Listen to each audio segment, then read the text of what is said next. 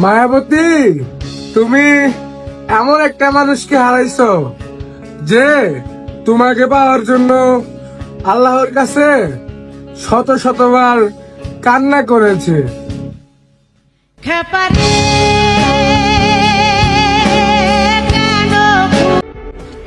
আমার ওই গভীর রাতের কান্নায় ভেজা বালিশটা জানে আমার এই মনে কতটা কষ্ট। হয়তোবা হাসরের ময়দানে ওই বালিশটাই মুখ খুলে জবাব দিবে আর সাক্ষী দিবে, হে আল্লাহ, আপনার ওই বান্দি আপনার এই বান্দাকে সুখে থাকতে দেয়নি।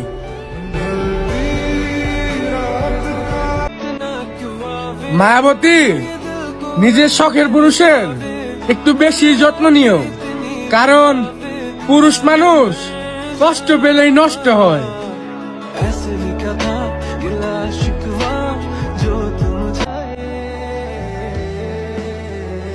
অনেক দিন ধরে নিজেকে খুঁজতেছি, সেই কবে যে হারাইছিলাম আর পাইলাম না।